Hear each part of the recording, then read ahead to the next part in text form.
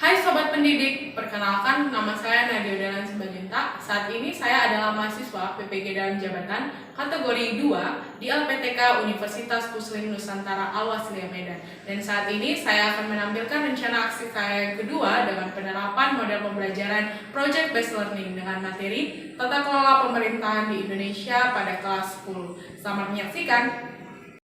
Selamat pagi semuanya, Anak Ibu. Oke, biar lebih semangat ya. Selamat pagi semuanya anak ibu. Pagi, luar biasa.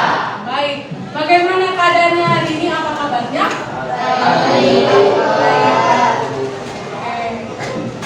Baik ya, sudah semangat semuanya ya. Nah, sebelum kita memulai pelajaran kita pada hari ini, sebaiknya kita awali dengan doa agar pelajaran kita dapat berjalan lancar dan berguna bagi kehidupan kita. Silakan ketua kelas pimpin doanya, Nak. Sebelum kita mulai, langkah baiknya kita berdoa untuk pelajaran dan kepercayaan kita masing-masing. Doa dimulai.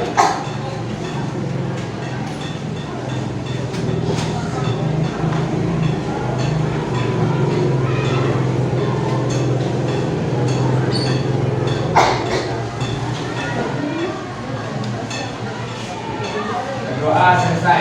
Baik, sebelum kita belajar, coba lihat di kiri kanannya ada nggak sampah. Kalau ada diambil dan dibuang. Itu ada sampahnya kan? Ambil dulu sampahnya, Nak. Lalu dibuang. Udah, lalu dirapikan dulu mejanya, diluruskan, jangan ada yang merah-merah.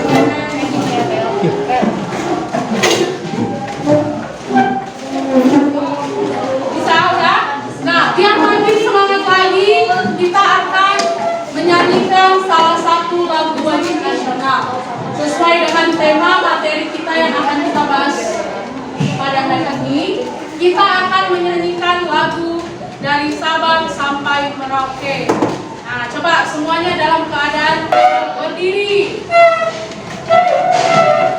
dalam posisi siap untuk menghormati para pahlawan kita, ya kan? Nah, semuanya nyanyi ya.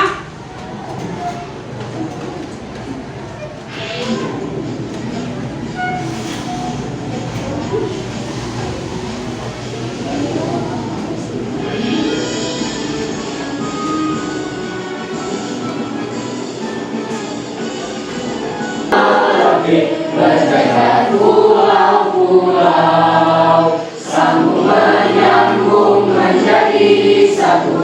Itulah Indonesia, Indonesia tanah airku. Aku berjanji padamu, menjunjung tanah airku Indonesia.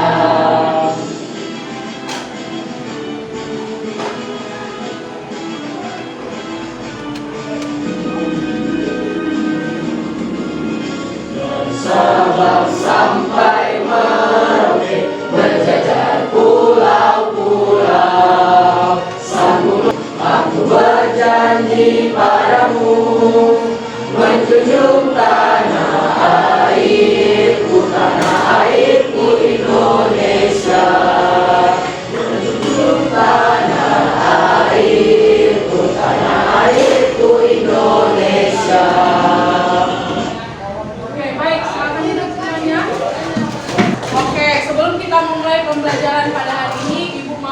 absen kamu dulu ya. Satu persatu ya. Bunga Aisyah. Hadir Bu. Aira Azara. Hadir Bu. Risela. Naswa Meliza.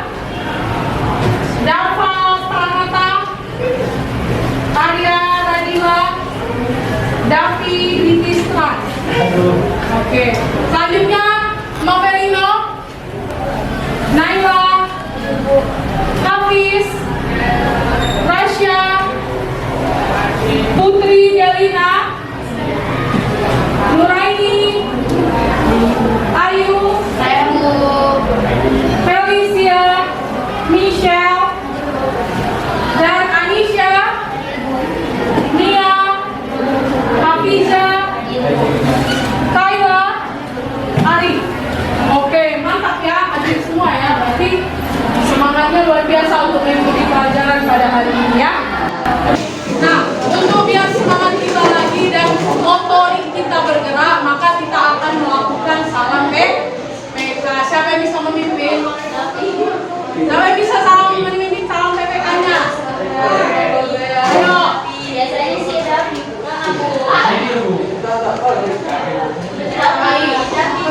Nah, ibu yang memimpin dulu, nanti gantian sama kami ya. Salam PPK. Cerdas, beratur, menyenangkan, luar biasa, hebat, yes. Oke, kurang serang kayak yang sebelah situ ya. Oke, keluar suaranya ya. Kita ulangi ya. Salam PPK. Cerdas, beratur, menyenangkan, luar biasa, hebat, yes. Oke, tepuk tangan untuk semuanya. Nah, jadi sebelum kita memulai pembelajaran kita pada hari ini, Ibu akan menampilkan satu video motivasi. Jadi video motivasi ini berkaitan dengan materi yang akan kita bahas. Materi pertemuan kita lanjutan dari materi sebelumnya mengenai tata kelola pemerintahan yang baik. Nah, berikut adalah video motivasi yang disampaikan oleh B.J. Habibie. Siapa Bapak B.J. Habibie? Nah, jadi beliau menyampaikan sebuah pesan semangat belajar untuk kamu yang ada di kelas ini. Kita tampilkan ya.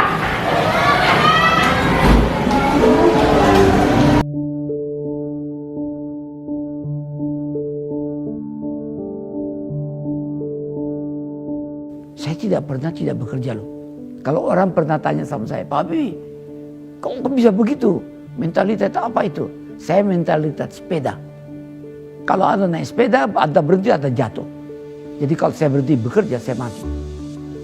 Umur 80. Kalau ditanya Habibie umur berapa? 90 kurang 10. Tapi jiwanya 17 tahun. Tidak ada bedanya. Saya umur 80 tahun. Kenapa? Karena alasan-alasan tadi yang saya berikan. Itu motivasinya. Yang penting motivasi deh. Semangat saya itu datang atas keyakinan dan kesadaran bahwa saya ini manusia. Produk dari masyarakat di mana saya hidup. Karena saya dan keluarga saya dulu dan sekarang dan masa depan ada bagian terpadu dari masyarakat ini. Kalau masyarakat ini makmur, ya keluarga saya ikut makmur. Karena itu saya terus tidak mau berhenti. Saya bilang, tidak ada gunanya Anda IQ-nya tinggi, tapi pemalas. Tidak memiliki disiplin, forget it.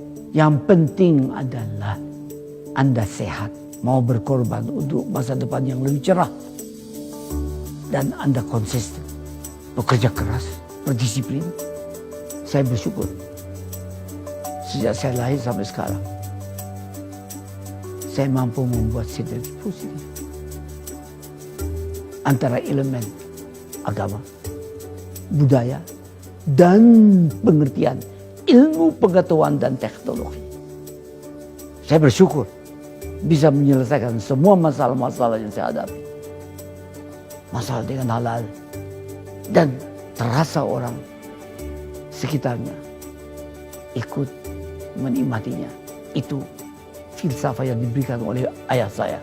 Jadilah mata air yang jernih, yang memberikan kehidupan kepada sekitarmu.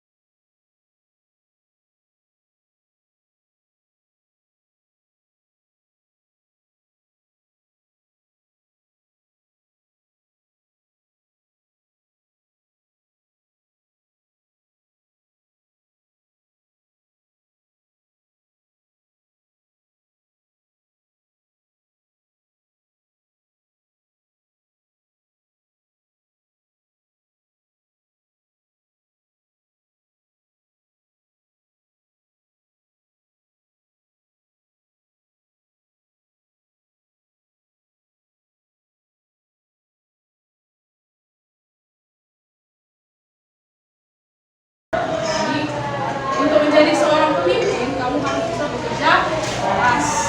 Lalu juga kamu harus memiliki semangat yang positif. Dan juga satu lagi, disiplin, ya kan? Dia menyarankan seperti itu untuk kamu sebagai generasi bangsa yang akan memimpin negara Indonesia ini, ya. Jadi itu pesan beliau sama kamu. Lalu, selanjutnya, ini materi yang mau kita bahas mengenai tata kelola pemerintahan yang baik. Nah, sebelum kita masuk pada materi ini, Ibu akan memberikan kamu soal pretest. Soal ini kamu kerjakan biar Ibu bisa melihat kemampuan awalmu.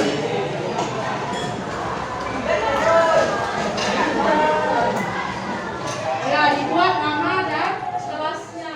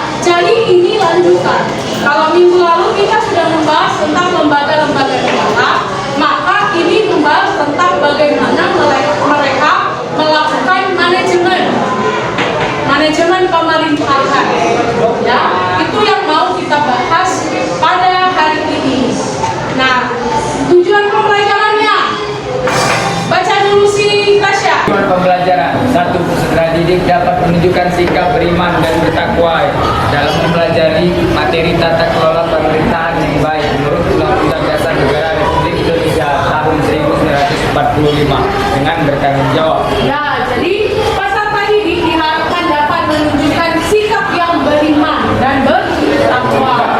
Jadi sikap spiritual itu masih menjadi bagian yang penting, ya, menjadi bagian yang pertama, tidak bisa diganggu-gugat. Lalu silakan baca yang nomor 2, si Marvelino. Peserta didik mampu bertindak disiplin dalam mempelajari tata kelola pemerintahan yang baik menurut UUD NRI tahun 1945 dengan bertanggung jawab. Ya, dengan bertanggung jawab. Lalu yang ketiga, si Radila.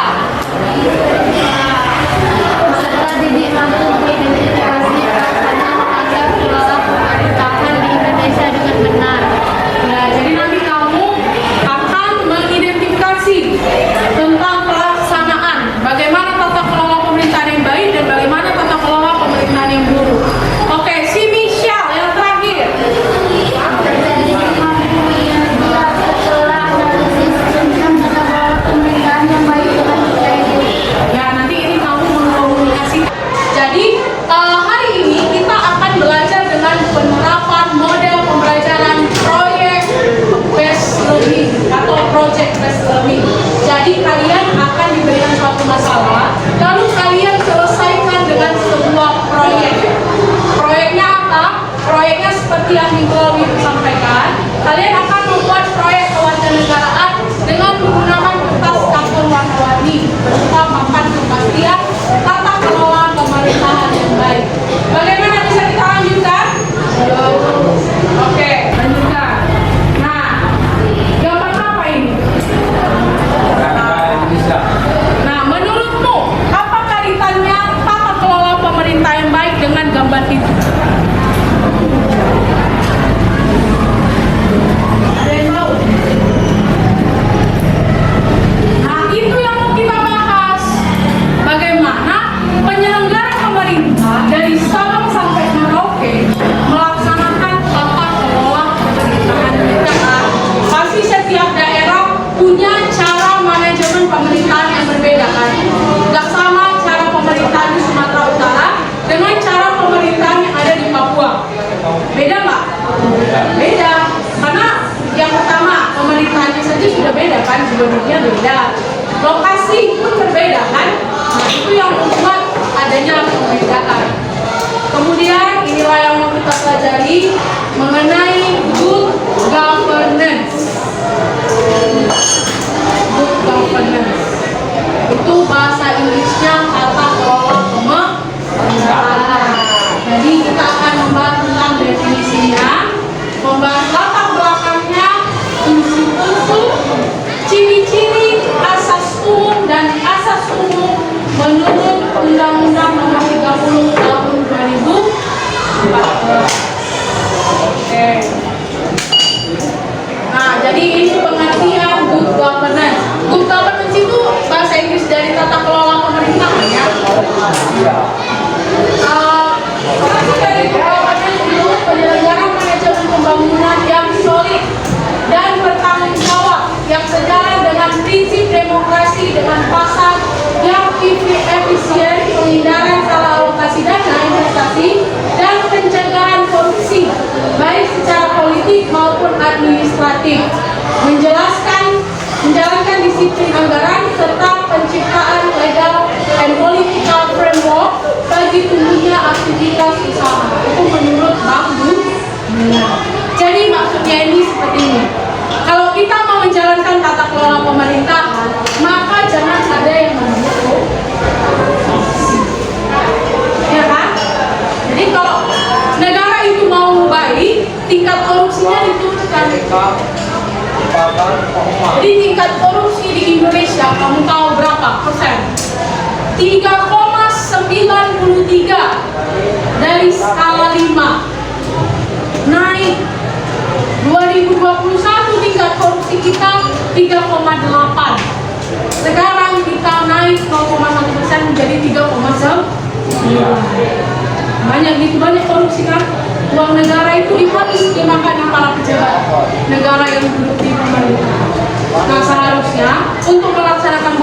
good governance, korupsi itu dihilangkan, jangan ada lagi korupsi. Dan harus juga menjunjung tinggi demokrasi, kebebasan tetapi yang terjaga, ya. Nah, lalu good governance itu merupakan hubungan yang sinergi antara negara, sektor swasta dan masyarakat. Jadi harus berhubungan negara, swasta dan masyarakat. Contoh swasta itu apa? Siapa yang tahu? Swasta yang ada di Indonesia apa saja untuk swasta? Hah?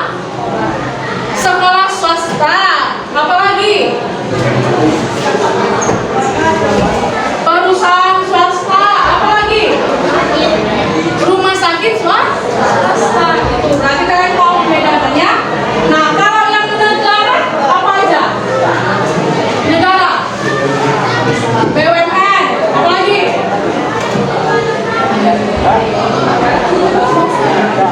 Apa yang negara, yang milik negara? PLN. Apa lagi?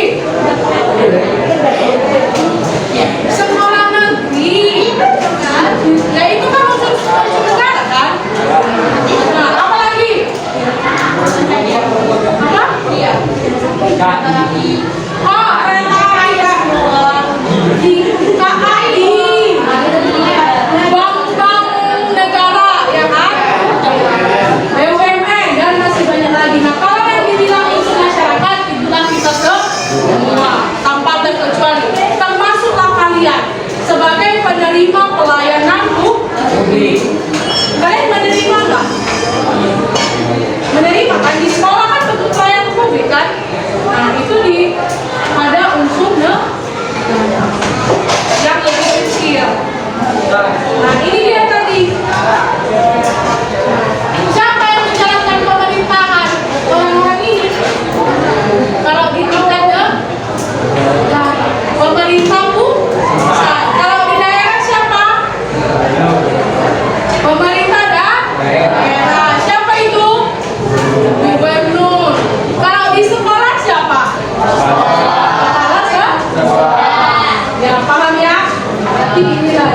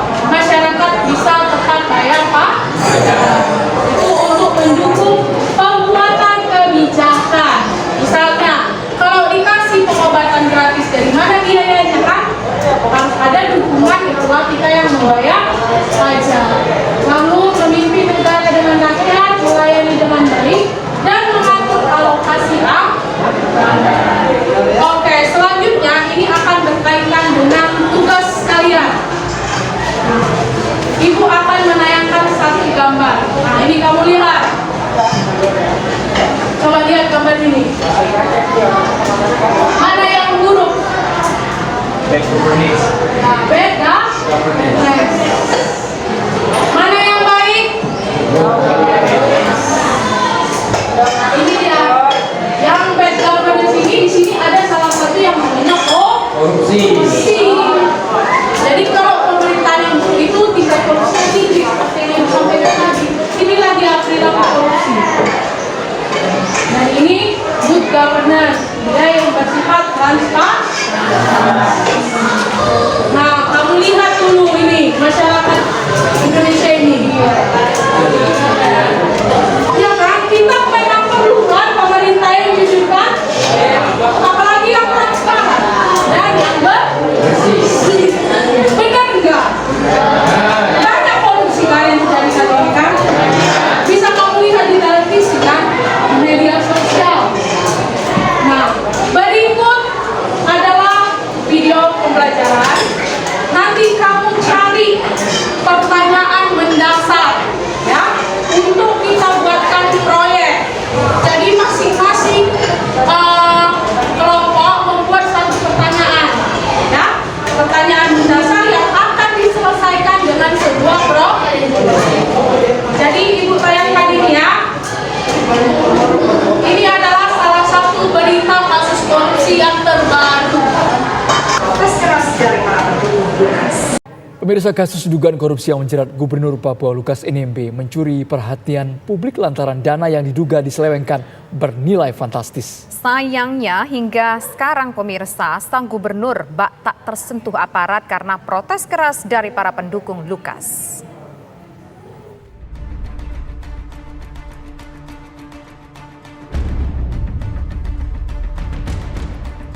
Kasus dugaan korupsi yang menyeret nama Gubernur Papua Lukas NMB menyeruak pasca Menko Polhukam Mahfud MD mengumumkan ke publik.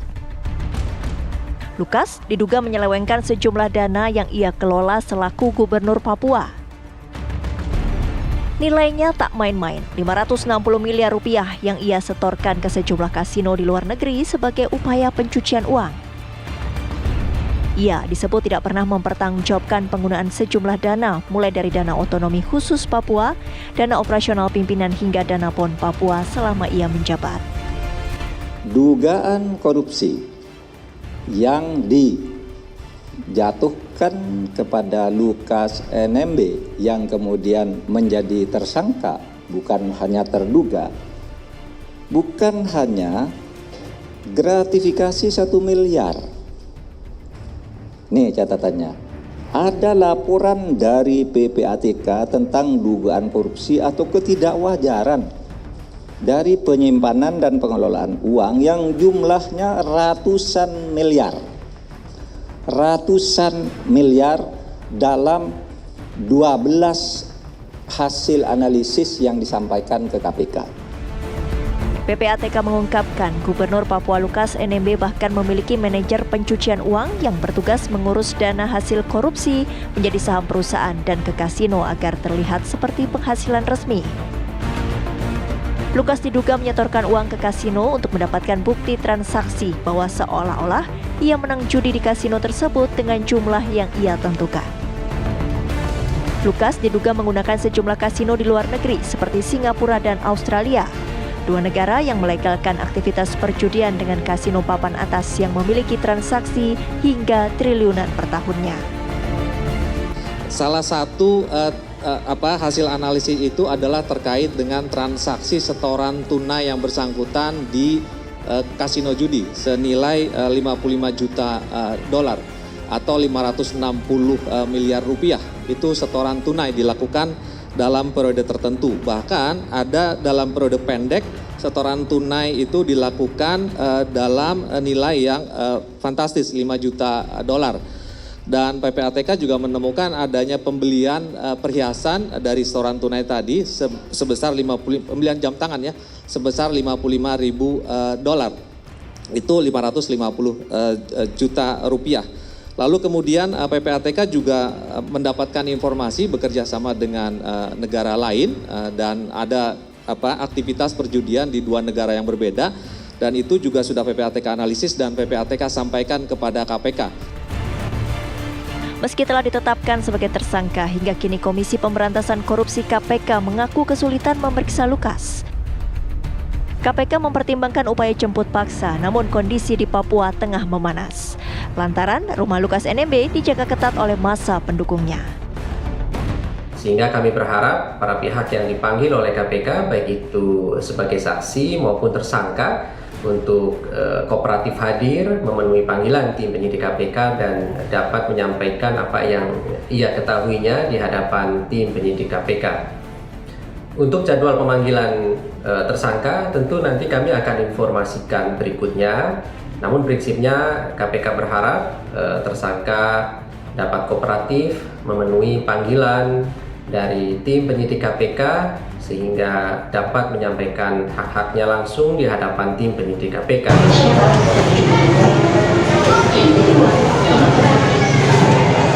Nah, itu adalah video salah satu perilaku yang mencerminkan bad luck.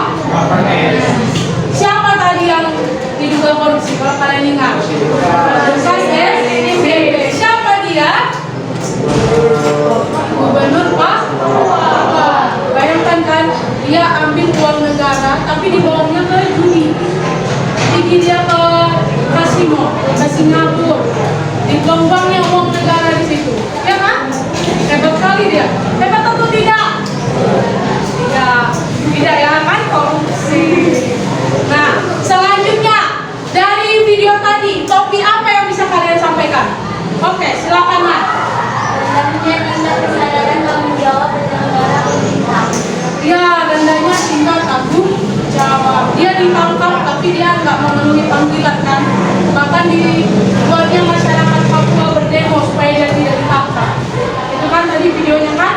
Nah, dari tayangan tadi dan dari gambar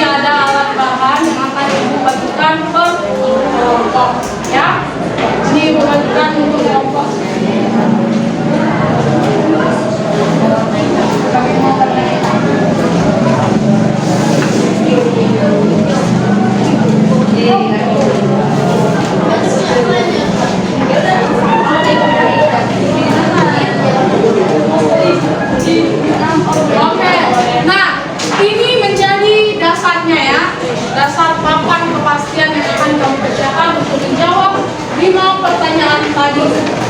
Nah, ini ada beberapa kertas warna-warni. Nanti dibagikan ya.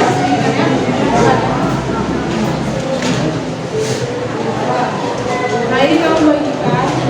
Nah,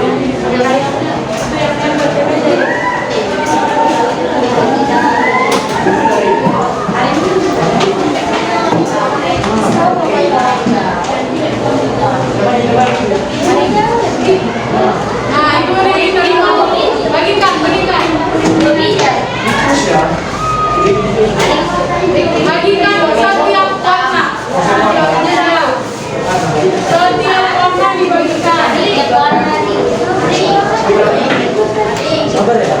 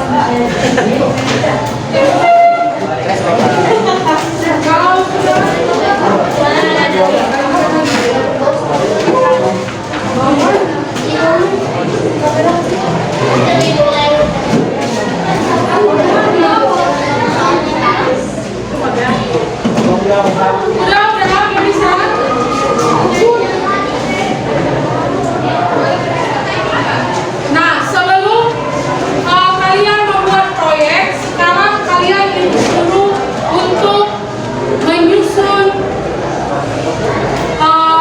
bagian-bagiannya. Misalnya, siapa yang menjadi moderator, siapa yang menjadi pemateri, lalu siapa yang menjadi penjadi sumber, dan siapa yang akan menempel. Ya, oke, silakan berdiskusi. Ibu kasih waktu 5 menit untuk menentukan peran dan tugas masing-masing dalam setiap kelompok. Ayo, silakan.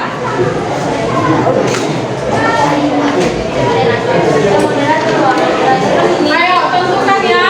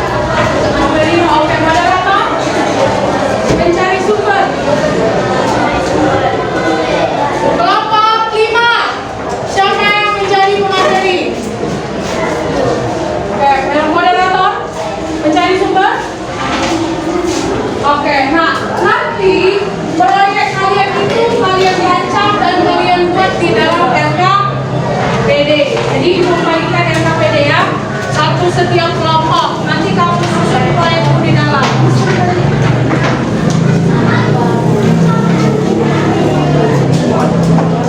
Nah, ini kayak KPD-nya sambil disusun satu orang lagi ya. Oke, udah semuanya. Nah, sekarang silakan kerjakan proyeknya. Sekaligus membuat rancangan proyek yang ada di KKPD.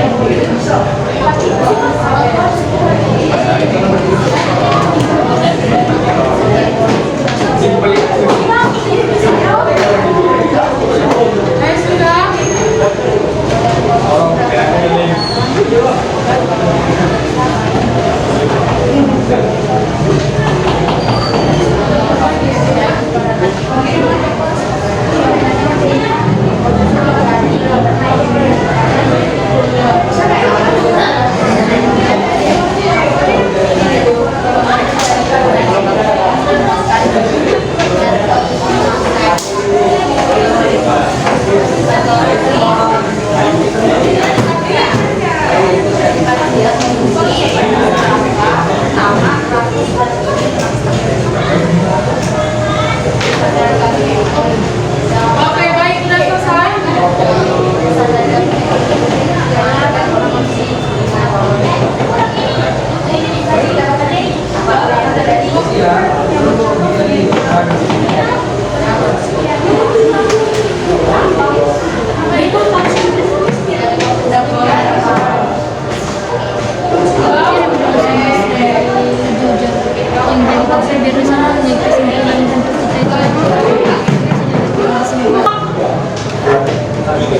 Baik, yang lebih adil kita acak ya.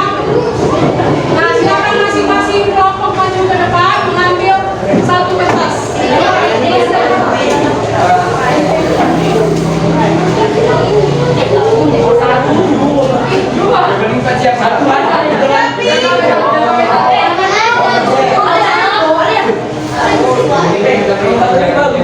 Oke, baik, sudah diterima.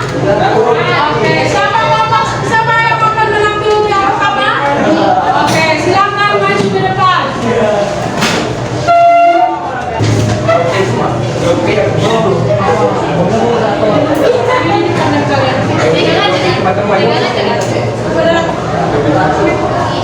Oke, baik.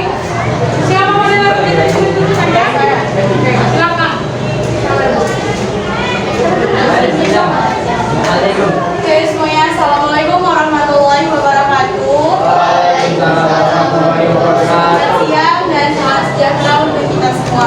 Kami dari kelompok 1 ingin mendiskusikan lanjutan dari pertanyaan yang sudah dibuat ya, yaitu siapa yang dirugikan dalam kasus korupsi yang tadi.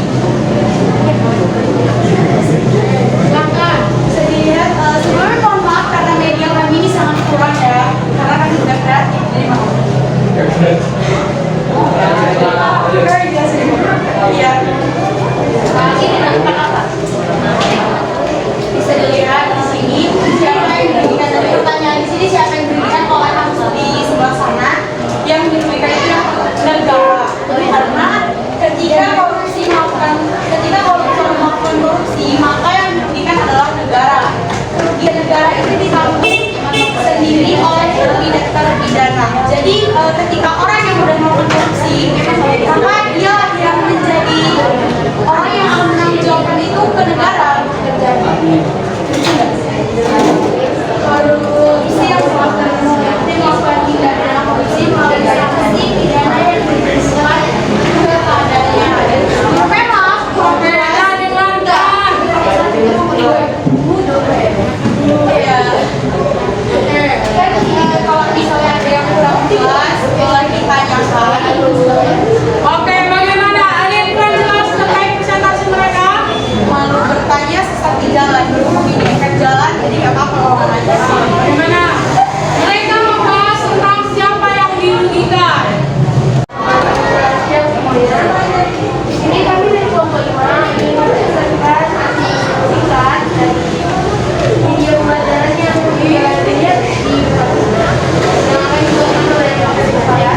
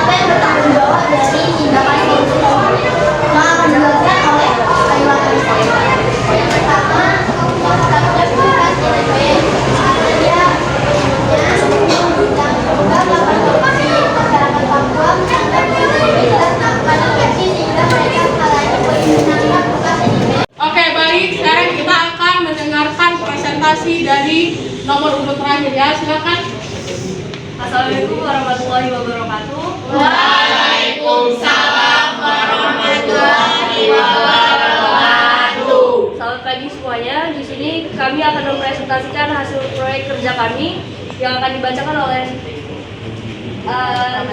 Pramateri Zahra Aila Maisa dan akan dipersilakan untuk Guys, di sini saya sebagai Zahra Aila Maisa akan membacakan hasil dari proyek kami.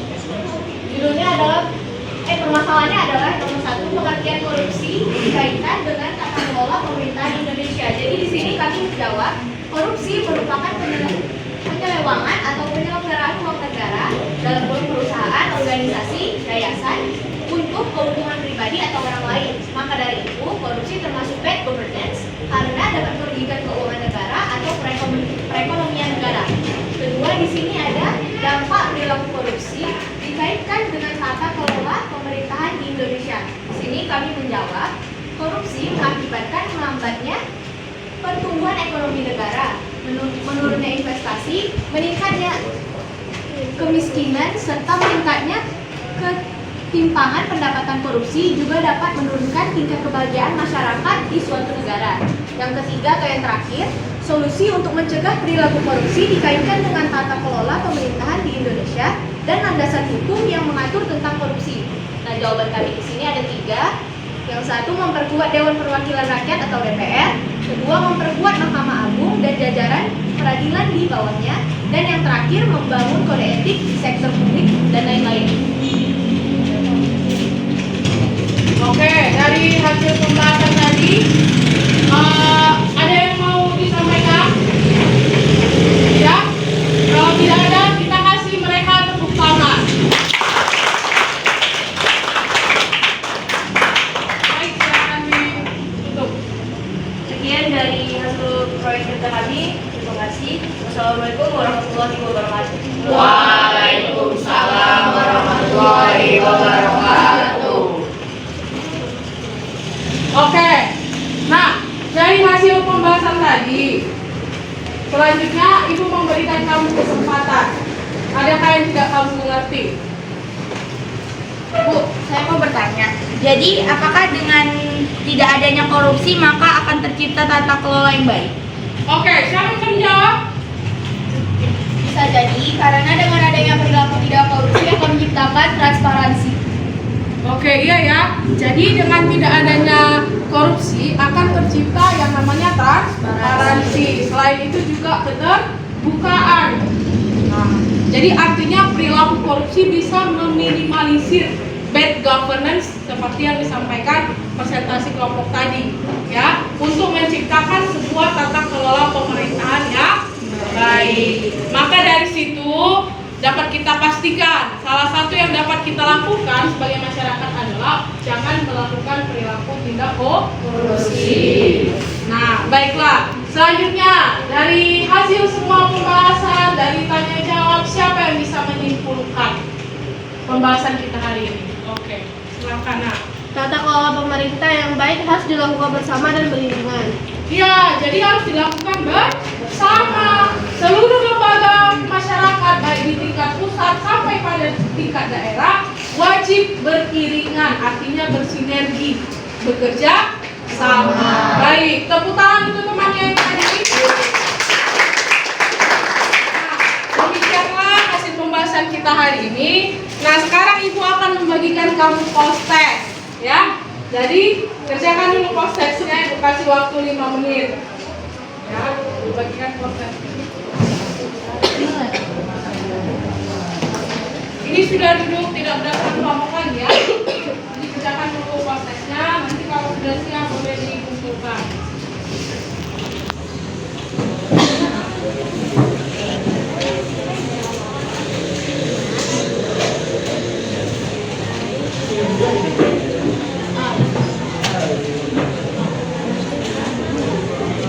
Jangan lupa ya, dibuat nama dan kelas. Biar Ibu nilai apakah kamu sudah memahami pembelajaran pada hari ini. Ya, ada yang kurang jelas bisa ditanyakan ya.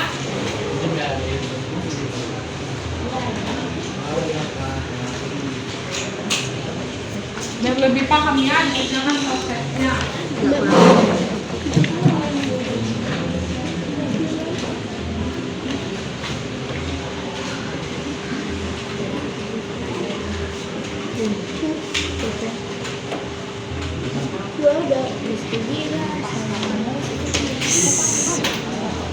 Oke, silakan kasih kesempatan 3 menit untuk mengerjakan ya. Buat namanya, buat kelasnya.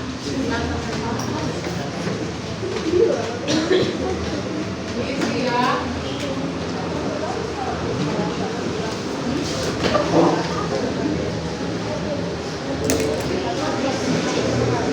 Oh, diisi ya.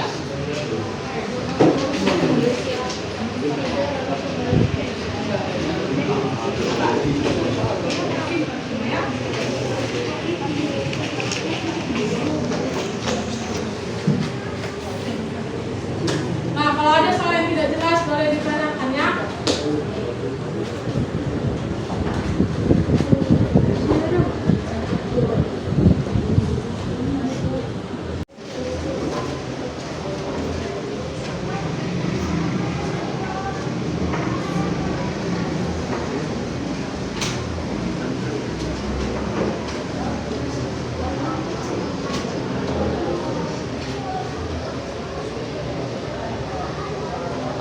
Siap.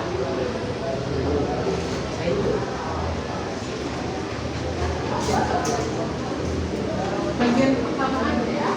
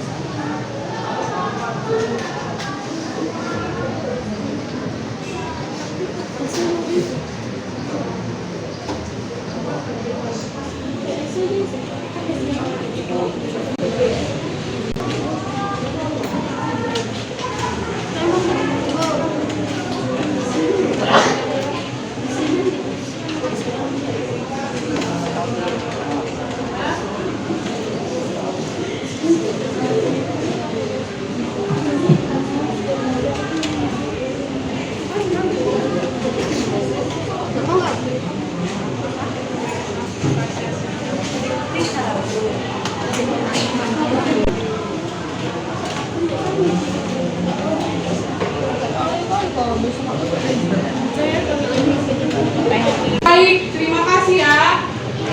Nah, menurut kamu bagaimana pembelajaran kita hari ini? Dengan berbasis proyek.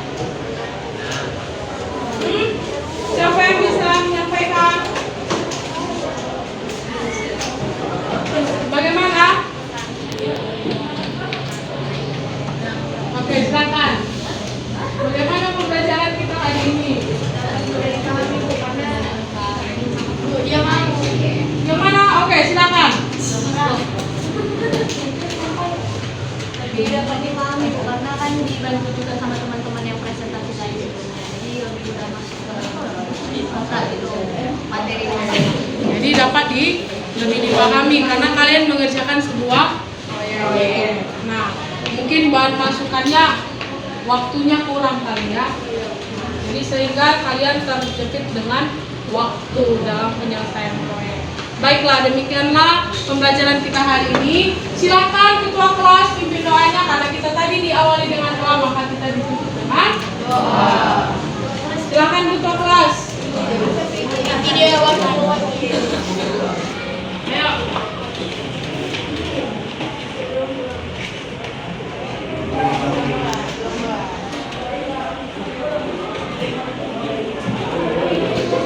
Materi pelajaran ini kayak kita berdoa dengan agama masing-masing.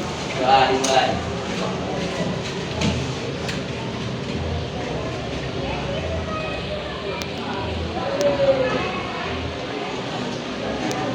Doa selesai. Oke, baik. Nah, jangan lupa ya dipelajari buku materi selanjutnya ya tentang perilaku demokrasi.